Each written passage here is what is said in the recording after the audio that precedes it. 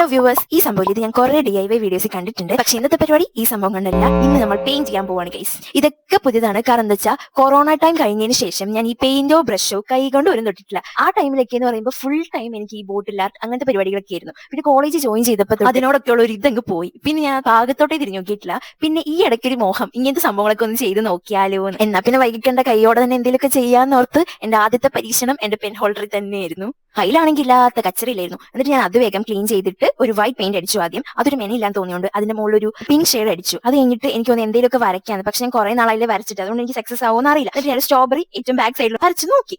പക്ഷെ അത് സക്സസ് ആയി ഗൈസ്. പിന്നെ ഒന്നും നോക്കിയില്ല, അറഞ്ചം എല്ലായിടത്തും വരച്ചു. എനിക്കാണെങ്കിൽ ഒരു പ്രൗഡ് മൊമെന്റ് ആയിരുന്നു എന്റെ കഴിവുകൾ ഇനിയും പോയിട്ടില്ലെന്ന് അറിഞ്ഞപ്പോ. പിന്നെ അതിന്റെ ഒരു കോൺഫിഡൻസിൽ എന്റെ സ്ട്രോബെറികൾ വലുതും ചെറുതൊക്കെ ആയി പോയി. പക്ഷെ കുഴപ്പമില്ല, ഒരേ സൈസിലല്ലോ സ്ട്രോബെറി ഇരിക്കുന്നത്, പല സൈസിലല്ലേ, അതുകൊണ്ട് കുഴപ്പമില്ല. സ്ട്രോബെറി വരയ്ക്കാൻ വേണ്ടി ഞാൻ നല്ല ഡാർക്ക് റെഡ് ആണ് എടുത്തത്. അത് കഴിഞ്ഞ് വൈറ്റ് ഡോട്ട്സ് ഇട്ട് കൊടുത്തു. അതിന്റെ ലീവ്സ് വരയ്ക്കാൻ വേണ്ടിയിട്ട് ഗ്രീനും എടുത്ത്. പറയാൻ ഞാൻ വിചാരിച്ചില്ല ഇത്രയും അടിപൊളി ആവുമെന്ന്. എനിക്ക് നല്ലോണം ഇഷ്ടപ്പെട്ടു. ഈ സംഭവം പെൻ ഹോൾഡറിൽ തന്നെ ചെയ്യണമെന്നില്ല, നിങ്ങൾക്ക് ഇഷ്ടപ്പെട്ട സംഭവങ്ങൾ ഈ ഡിസൈൻ പാറ്റേൺ ഒക്കെ നമുക്ക് യൂസ് ചെയ്യാവുന്നതാണ്. അപ്പൊ ഇതിന്റെ ഫൈനൽ ലുക്ക് കാണിച്ചു തരാം. ഇഷ്ടപ്പെട്ടാലും ഇല്ലെങ്കിലും അതൊക്കെ കമന്റിലൂടെ അറിയിക്കുക. അപ്പൊ വീഡിയോ ഇഷ്ടപ്പെട്ടാൽ ലൈക്ക് ചെയ്യുക, ഷെയർ ചെയ്യുക, സബ്സ്ക്രൈബ് ചെയ്യുക. അപ്പൊ ഓക്കെ, ബൈ ഗൈസ്.